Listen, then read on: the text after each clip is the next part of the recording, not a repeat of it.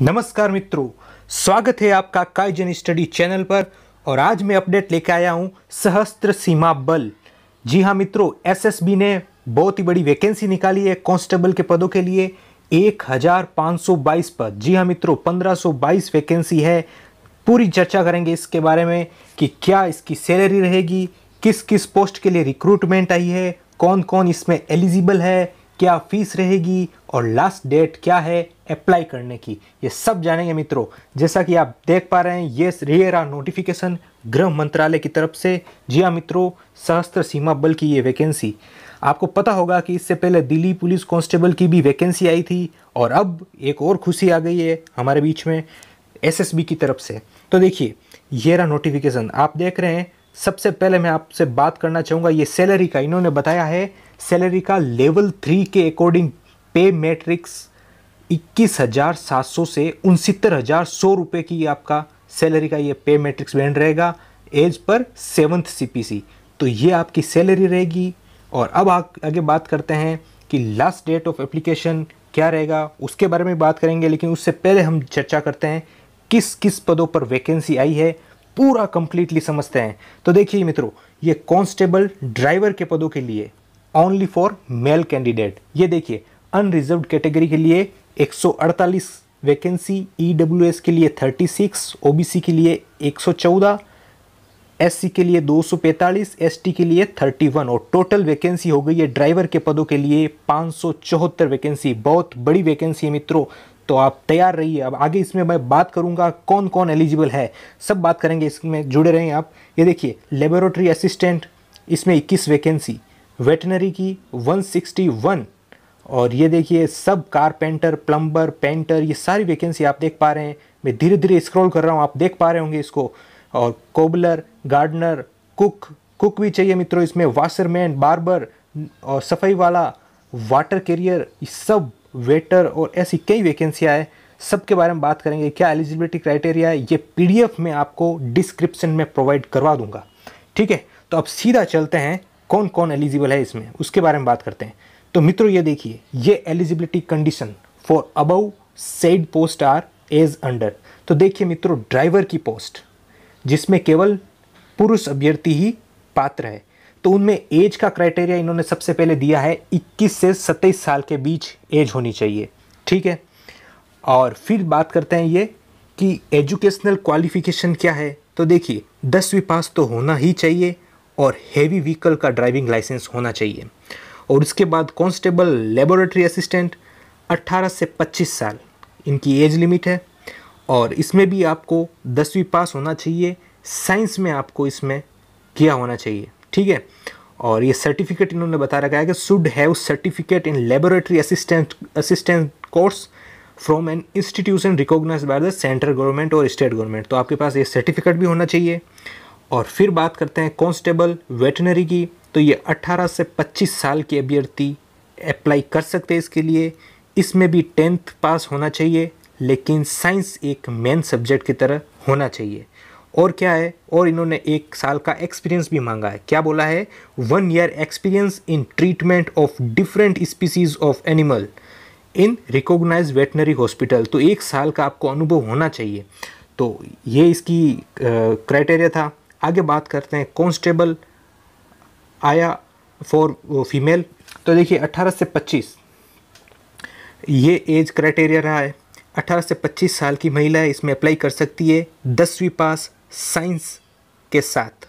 समझ रहे ना, matriculation with science from recognised board और इंस्टीट्यूशन।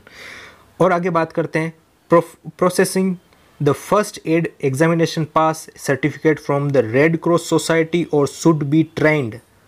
ठीक है, और 1 साल का एक्सपीरियंस इसमें भी चाहिए। ये आपके सामने है सारा कुछ, आप समझ पा रहे होंगे। फिर आगे बात कर रहे हैं कांस्टेबल कारपेंटर।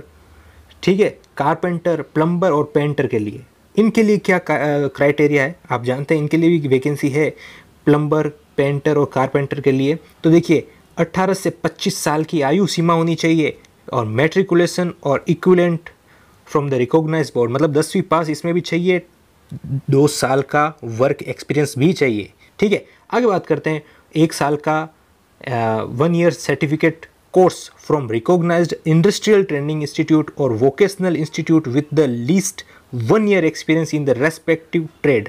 संबंधित ट्रेड में आपके पास कम से कम 1 साल का होना चाहिए सर्टिफिकेट, ठीक है, और 2 साल की डिप्लोमा हो, या तो ये हो आपके पास, या क्या होना चाहिए आपके पास 2 साल की diploma from the recognised industrial training institute, ठीक है, और मस्ट क्वालिफाई ट्रेड टेस्ट। इसमें ट्रेड टेस्ट भी होगा, वो आपको क्वालिफाई करना पड़ेगा। तो ये आपके सामने कंडीशन थी। इसके बारे में देखा आपने, या तो 2 साल का आपको एक्सपीरियंस चाहिए, या फिर 1 साल का जो सर्टिफिकेट का कोर्स है इंडस्ट्रियल ट्रेनिंग का वोकेशनल वो, या फिर आपको 2 साल का डिप्लोमा। तो ये बात की हमने कारपेंटर, प्लम्बर और पेंटर की। और अब बात करते हैं कांस्टेबल की वैकेंसी में। कुक, वाशरमैन, बार्बर, सफाईवाला, water carrier, waiter, tailor, gardener और कोबलर। तो देखिए मित्रों, इसमें एज का जो क्राइटेरिया दे रखा है 18 से 23 साल के अभ्यर्थी इसमें अप्लाई कर सकते हैं। तो इसमें दो कंडीशन दे रखी है। देखिए, मैट्रिकुलेशन और equivalent from the recognised board, मतलब कि 10वीं पास तो आपको होना ही है इसमें भी, और 2 साल का वर्क का एक्सपीरियंस होना चाहिए, या फिर 1 साल का सर्टिफिकेट कोर्स होना चाहिए इसमें इंडस्ट्रियल ट्रेनिंग इंस्टीट्यूट का या वोकेशनल इंस्टीट्यूट का, और या फिर आपके पास 2 साल का डिप्लोमा होना चाहिए, आप जिस भी ट्रेड में आप अप्लाई कर रहे हैं उससे संबंधित।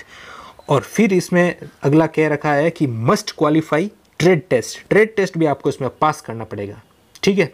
अब इसमें क्या दे रखा है, देखिए एक नोट दे रखा है, multi skilled candidate will be given preference, मतलब कि आपके पास ज़्यादा से ज़्यादा स्किल होगी, आप ज़्यादा एक्सपीरियंस्ड बंदे हैं, आप बहुत कुछ काम कर सकते हैं, तो उनको प्राथमिकता दी जाएगी फाइनल टेस्ट में। मतलब आपकी स्किल पे डिपेंड करता है यह सब कुछ कि आप कितने हटके हैं दूसरे कैंडिडेट से, तो ये भी काम आएगा। अब बात करते हैं last date of recipient of application. तो देखिए, इन्होंने लास्ट डेट, डेट तो इन्होंने नहीं बताई है, लेकिन इन्होंने कहा है कि the closing date of recipient receipt of application will be 30 day from the date of publication of advertisement in employment news. मतलब कि समाचार और रोजगार समाचार पत्र में ये जब पब्लिश करें इस नोटिफिकेशन को, तब से 30 दिनों तक इसको फॉर्म भरा जाएगा। और जो रिमोट एरिया में रहते हैं, आसाम, मेघालय, अरुणाचल प्रदेश, मिजोरम, मणिपुर, नागालैंड, त्रिपुरा, सिक्किम, यूनियन टेरिटरी जैसे जम्मू एंड कश्मीर, लद्दाख, ये सब, तो इनके लिए क्या होगा आप और भी देख सकते हैं। इन सब के लिए 37 डे मतलब 37 दिनों का समय निर्धारित किया है जब ये एडवर्टाइजमेंट पब्लिश हो जाए उसके बाद से। तो ये डेट भी आपको इम्पोर्टेंटली ध्यान रखनी होगी, आपको इसकी अपडेट मिलती रहेगी। चैनल को सब्सक्राइब करें।